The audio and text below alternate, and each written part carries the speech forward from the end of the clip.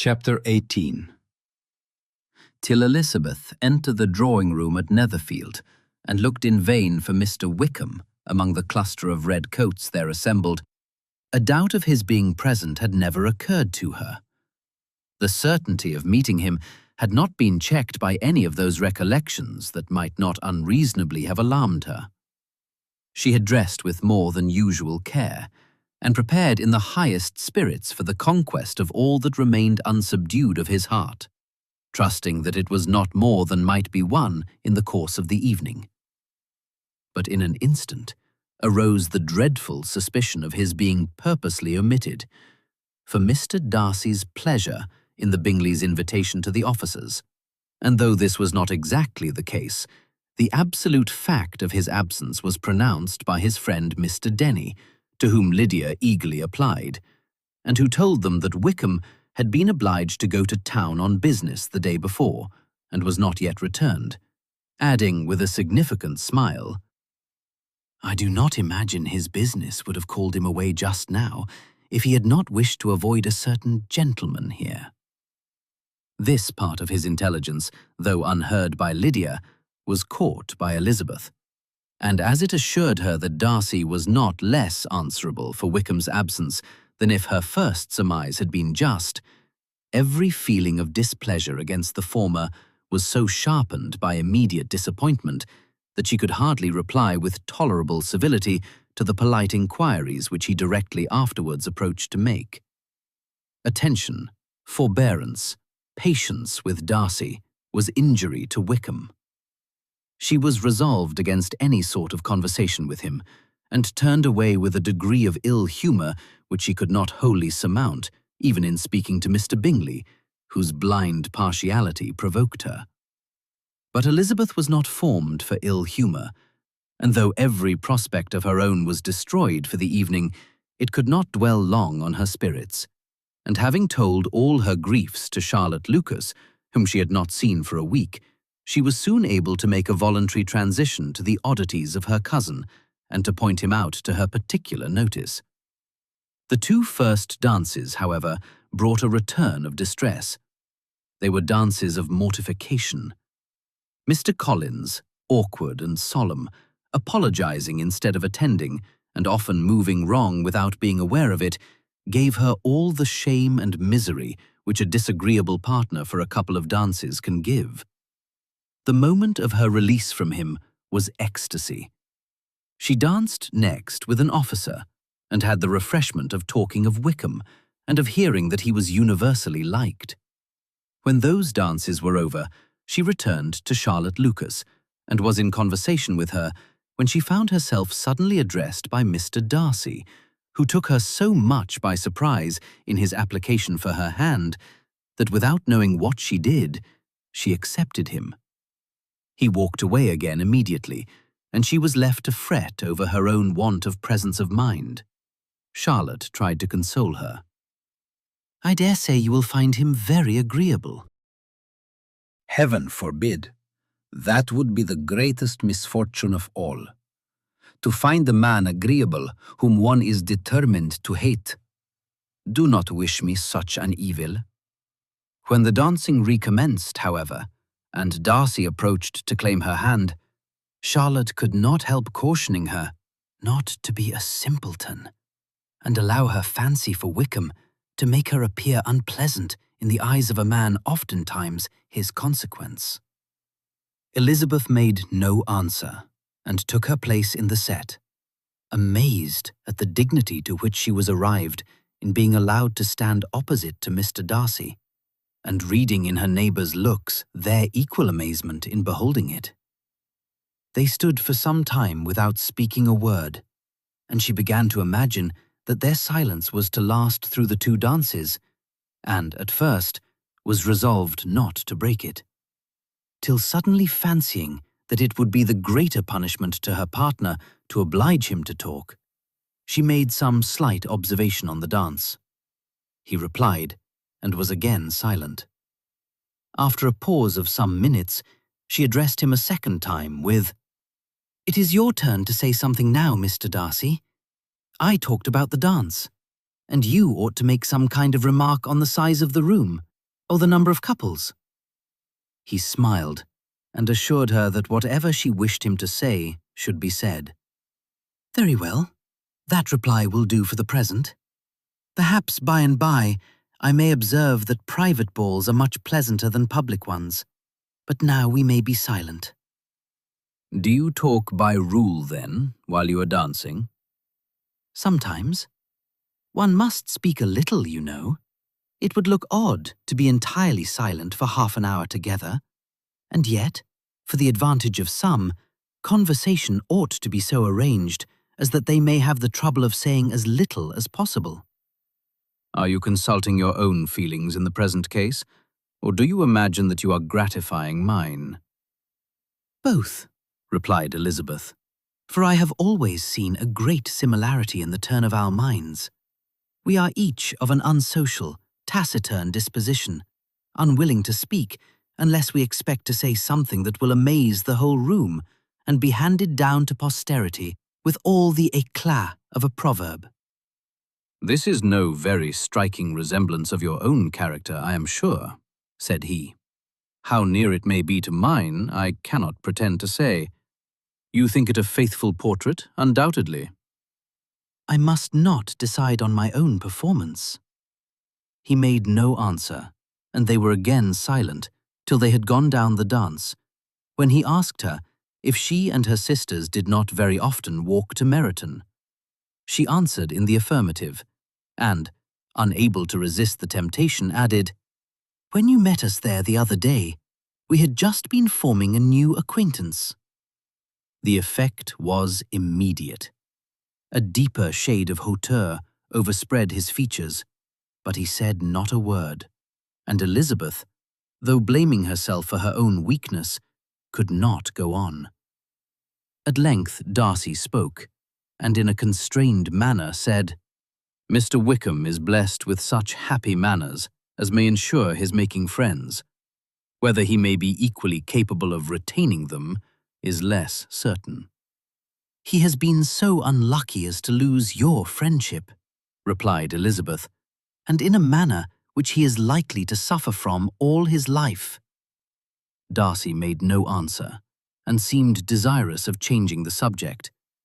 At that moment, Sir William Lucas appeared close to them, meaning to pass through the set to the other side of the room, but, on perceiving Mr. Darcy, he stopped, with a bow of superior courtesy, to compliment him on his dancing and his partner.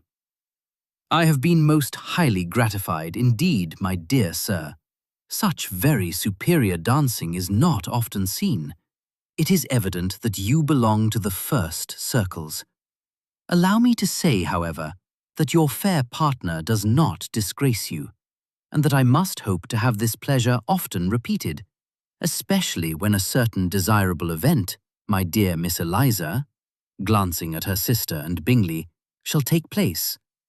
What congratulations will then flow in! I appeal to Mr. Darcy, but let me not interrupt you, sir. You will not thank me for detaining you from the bewitching converse of that young lady, whose bright eyes are also upbraiding me." The latter part of this address was scarcely heard by Darcy, but Sir William's allusion to his friend seemed to strike him forcibly, and his eyes were directed with a very serious expression towards Bingley and Jane, who were dancing together. Recovering himself, however, shortly, he turned to his partner and said, "Sir William's interruption has made me forget what we were talking of." "I do not think we were speaking at all. Sir William could not have interrupted any two people in the room who had less to say for themselves. We have tried 2 or 3 subjects already without success, and what we are to talk of next I cannot imagine." "What think you of books?" said he, smiling. "Books? Oh, no. I am sure we never read the same, or not with the same feelings." "I am sorry you think so. But if that be the case, there can at least be no want of subject. We may compare our different opinions." "No, I cannot talk of books in a ballroom. My head is always full of something else." "The present always occupies you in such scenes, does it?" said he, with a look of doubt. "Yes, always," she replied, without knowing what she said, for her thoughts had wandered far from the subject, as soon afterwards appeared by her suddenly exclaiming, "I remember hearing you once say, Mr. Darcy, that you hardly ever forgave, that your resentment, once created, was unappeasable. You are very cautious, I suppose, as to its being created." "I am," said he with a firm voice. "And never allow yourself to be blinded by prejudice?" "I hope not." "It is particularly incumbent on those who never change their opinion to be secure of judging properly at first." "May I ask to what these questions tend?" "Merely to the illustration of your character," said she, endeavoring to shake off her gravity. "I am trying to make it out." "And what is your success?" She shook her head. "I do not get on at all. I hear such different accounts of you as puzzle me exceedingly." "I can readily believe," answered he gravely, "that reports may vary greatly with respect to me, and I could wish, Miss Bennet, that you were not to sketch my character at the present moment, as there is reason to fear that the performance would reflect no credit on either." "But if I do not take your likeness now, I may never have another opportunity." "I would by no means suspend any pleasure of yours," he coldly replied. She said no more, and they went down the other dance and parted in silence, on each side dissatisfied, though not to an equal degree. For in Darcy's breast there was a tolerably powerful feeling towards her, which soon procured her pardon and directed all his anger against another. They had not long separated when Miss Bingley came towards her, and, with an expression of civil disdain, thus accosted her. "So, Miss Eliza, I hear you are quite delighted with George Wickham. Your sister has been talking to me about him and asking me 1,000 questions, and I find that the young man forgot to tell you, among his other communications, that he was the son of old Wickham, the late Mr. Darcy's steward. Let me recommend you, however, as a friend, not to give implicit confidence to all his assertions, for, as to Mr. Darcy's using him ill, it is perfectly false. For, on the contrary, he has been always remarkably kind to him, though George Wickham has treated Mr. Darcy in a most infamous manner. I do not know the particulars, but I know very well that Mr. Darcy is not in the least to blame, that he cannot bear to hear George Wickham mentioned, and that though my brother thought he could not well avoid including him in his invitation to the officers, he was excessively glad to find that he had taken himself out of the way. His coming into the country at all is a most insolent thing indeed, and I wonder how he could presume to do it. I pity you, Miss Eliza, for this discovery of your favourite's guilt, but really, considering his descent, one could not expect much better." "His guilt and his descent appear by your account to be the same," said Elizabeth angrily. "For I have heard you accuse him of nothing worse than of being the son of Mr. Darcy's steward, and of that I can assure you he informed me himself." "I beg your pardon," replied Miss Bingley, turning away with a sneer. "Excuse my interference. It was kindly meant." "Insolent girl," said Elizabeth to herself. "You are much mistaken if you expect to influence me by such a paltry attack as this. I see nothing in it but your own wilful ignorance and the malice of Mr. Darcy." She then sought her eldest sister, who had undertaken to make inquiries on the same subject of Bingley. Jane met her with a smile of such sweet complacency, a glow of such happy expression, as sufficiently marked how well she was satisfied with the occurrences of the evening. Elizabeth instantly read her feelings. And at that moment, solicitude for Wickham, resentment against his enemies, and everything else gave way before the hope of Jane's being in the fairest way for happiness. "I want to know," said she, with a countenance no less smiling than her sister's, "what you have learnt about Mr. Wickham. But perhaps you have been too pleasantly engaged to think of any third person, in which case you may be sure of my pardon." "No," replied Jane, "I have not forgotten him, but I have nothing satisfactory to tell you. Mr. Bingley does not know the whole of his history, and is quite ignorant of the circumstances which have principally offended Mr. Darcy. But he will vouch for the good conduct, the probity and honour of his friend, and is perfectly convinced that Mr. Wickham has deserved much less attention from Mr. Darcy than he has received. And I am sorry to say that by his account, as well as his sister's, Mr. Wickham is by no means a respectable young man. I am afraid he has been very imprudent, and has deserved to lose Mr. Darcy's regard. Mr. Bingley does not know Mr. Wickham himself. No, he never saw him till the other morning at Meryton. This account, then, is what he has received from Mr. Darcy. I am perfectly satisfied. But what does he say of the living? He does not exactly recollect the circumstances, though he has heard them from Mr. Darcy more than once, but he believes that it was left to him conditionally only. "I have not a doubt of Mr. Bingley's sincerity," said Elizabeth warmly, "but you must excuse my not being convinced by assurances only. Mr. Bingley's defence of his friend was a very able one, I dare say, but since he is unacquainted with several parts of the story, and has learnt the rest from that friend himself, I shall venture still to think of both gentlemen as I did before." She then changed the discourse to one more gratifying to each, and on which there could be no difference of sentiment. Elizabeth listened with delight to the happy, though modest, hopes which Jane entertained of Bingley's regard, and said all in her power to heighten her confidence in it. On their being joined by Mr. Bingley himself, Elizabeth withdrew to Miss Lucas, to whose inquiry after the pleasantness of her last partner she had scarcely replied, before Mr. Collins came up to them, and told her with great exultation that he had just been so fortunate as to make a most important discovery. "I have found out," said he, "by a singular accident, that there is now in the room a near relation to my patroness.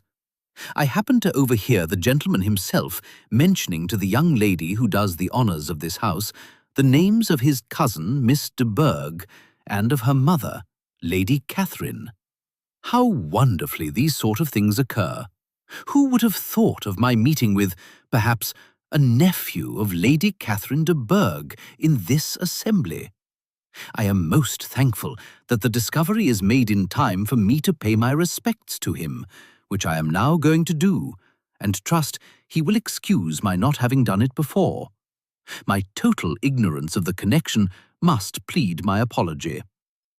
"You are not going to introduce yourself to Mr. Darcy?" "Indeed I am. I shall entreat his pardon for not having done it earlier. I believe him to be Lady Catherine's nephew. It will be in my power to assure him that her ladyship was quite well yesterday se'nnight." Elizabeth tried hard to dissuade him from such a scheme, assuring him that Mr. Darcy would consider his addressing him without introduction as an impertinent freedom rather than a compliment to his aunt, that it was not in the least necessary there should be any notice on either side, and that if it were, it must belong to Mr. Darcy, the superior in consequence, to begin the acquaintance. Mr. Collins listened to her with the determined air of following his own inclination, and when she ceased speaking, replied thus: "My dear Miss Elizabeth, I have the highest opinion in the world of your excellent judgment in all matters within the scope of your understanding.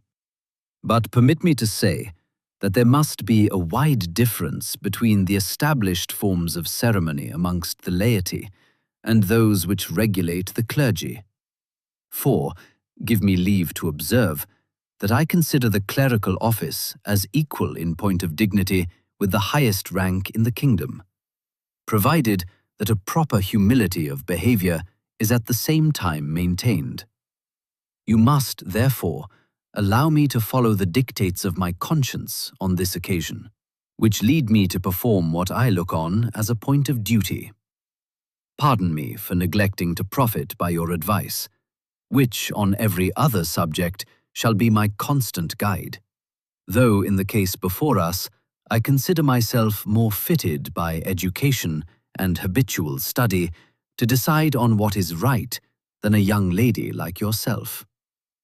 And with a low bow, he left her to attack Mr. Darcy, whose reception of his advances she eagerly watched, and whose astonishment at being so addressed was very evident.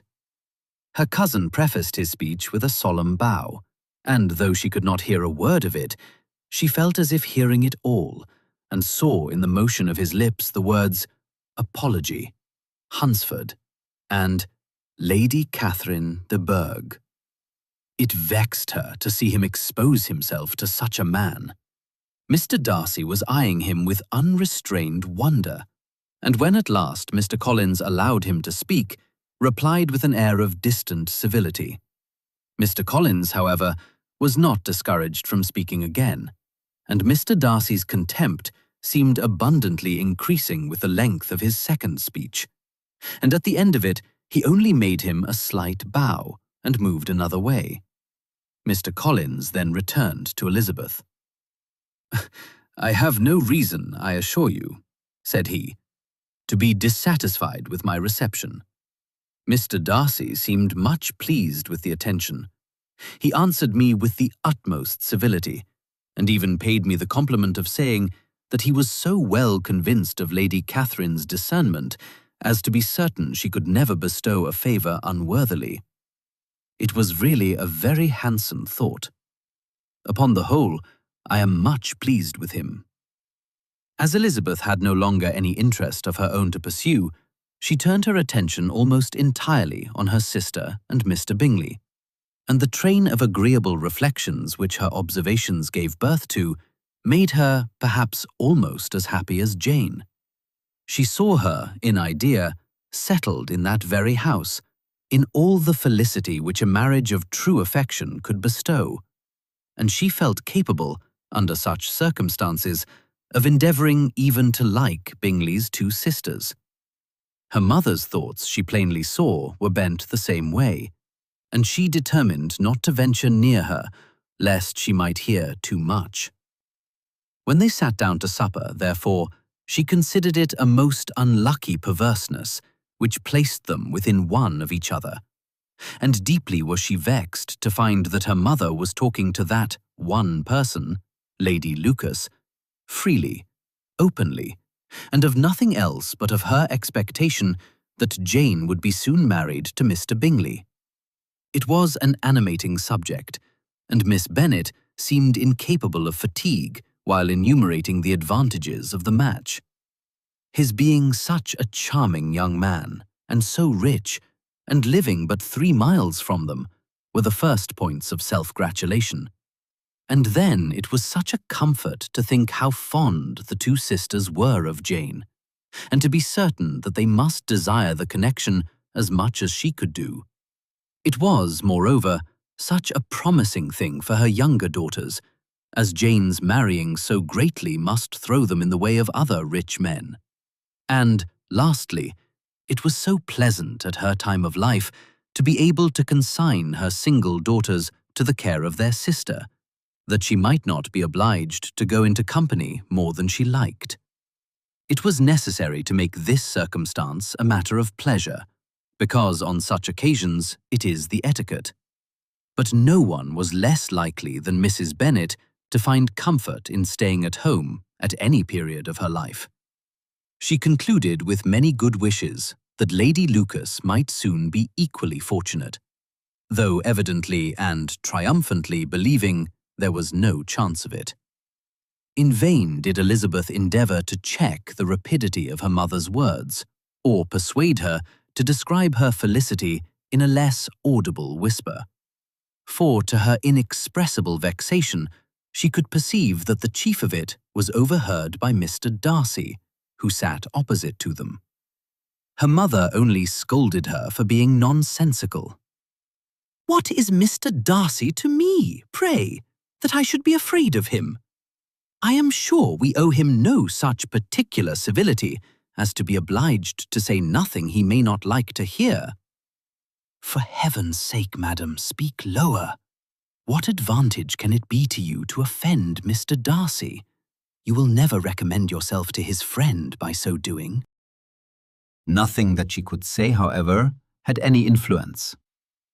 Her mother would talk of her views in the same intelligible tone. Elizabeth blushed and blushed again with shame and vexation. She could not help frequently glancing her eye at Mr. Darcy, though every glance convinced her of what she dreaded. For though he was not always looking at her mother, she was convinced that his attention was invariably fixed by her. The expression of his face changed gradually from indignant contempt to a composed and steady gravity. At length, however, Mrs. Bennet had no more to say, and Lady Lucas, who had been long yawning at the repetition of delights which she saw no likelihood of sharing, was left to the comforts of cold ham and chicken.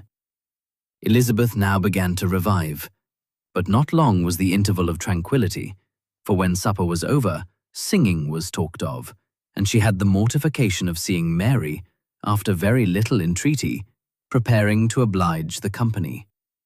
By many significant looks and silent entreaties did she endeavour to prevent such a proof of complaisance, but in vain.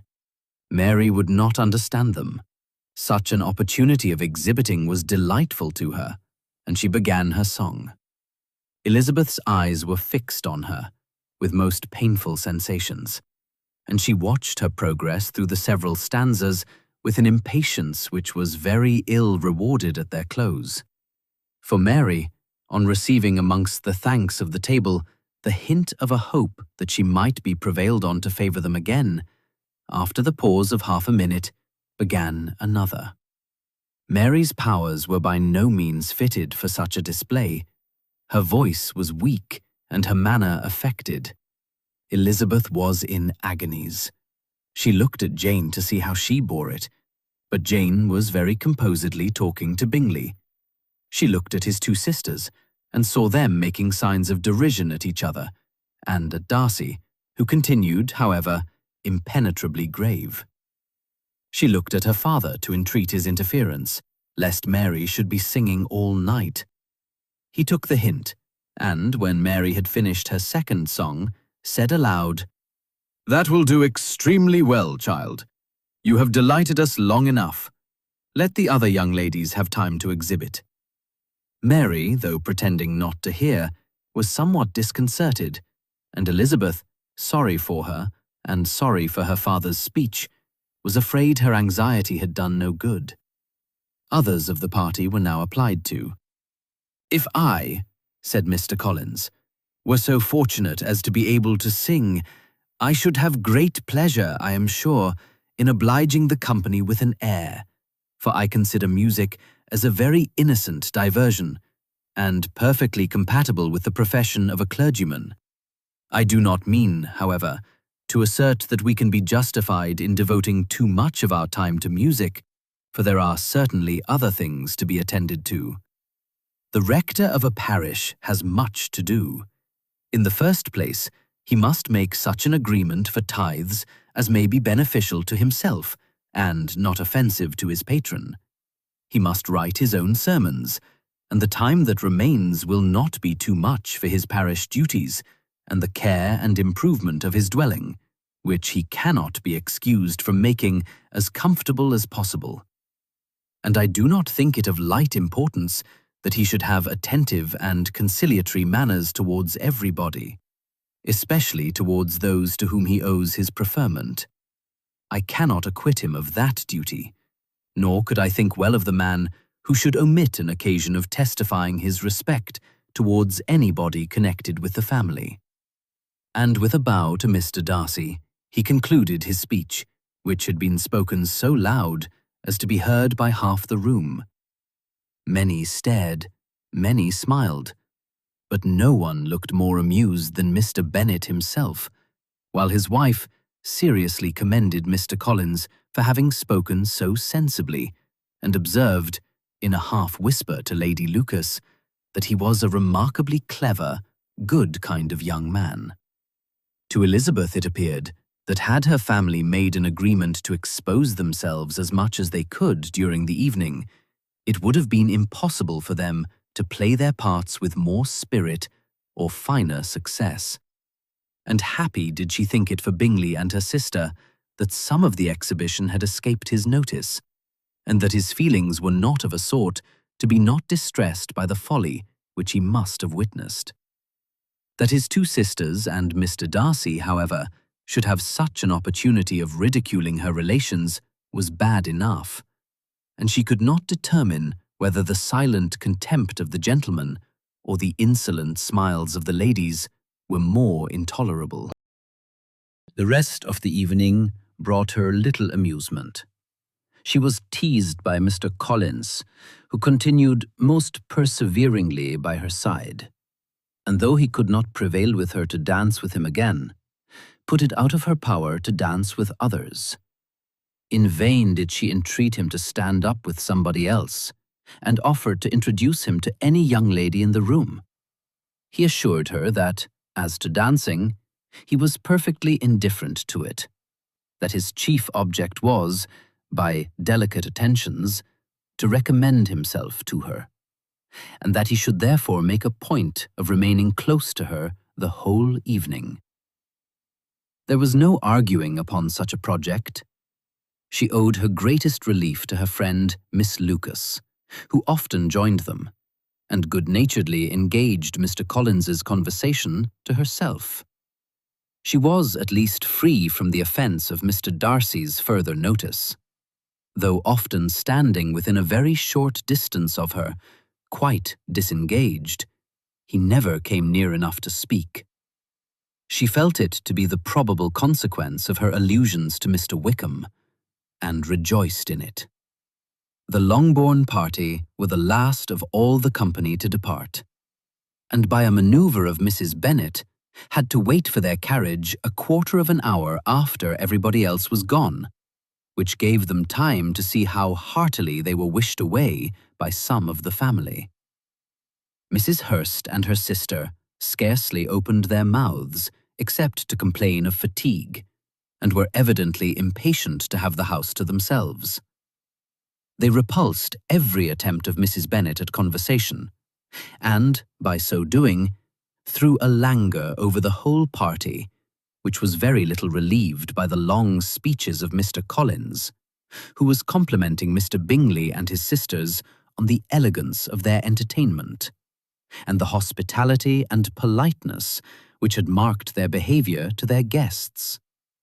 Darcy said nothing at all. Mr. Bennet, in equal silence, was enjoying the scene. Mr. Bingley and Jane were standing together, a little detached from the rest, and talked only to each other. Elizabeth preserved as steady a silence as either Mrs. Hurst or Miss Bingley, and even Lydia was too much fatigued to utter more than the occasional exclamation of, "Lord, how tired I am," accompanied by a violent yawn. When at length they arose to take leave, Mrs. Bennet was most pressingly civil in her hope of seeing the whole family soon at Longbourn, and addressed herself particularly to Mr. Bingley, to assure him how happy he would make them by eating a family dinner with them at any time, without the ceremony of a formal invitation. Bingley was all grateful pleasure, and he readily engaged for taking the earliest opportunity of waiting on her after his return from London, whither he was obliged to go the next day for a short time. Mrs. Bennet was perfectly satisfied, and quitted the house under the delightful persuasion that, allowing for the necessary preparations of settlements, new carriages, and wedding clothes, she should undoubtedly see her daughter settled at Netherfield in the course of 3 or 4 months. Of having another daughter married to Mr. Collins, she thought with equal certainty, and with considerable, though not equal, pleasure. Elizabeth was the least dear to her of all her children, and though the man and the match were quite good enough for her, the worth of each was eclipsed by Mr. Bingley and Netherfield.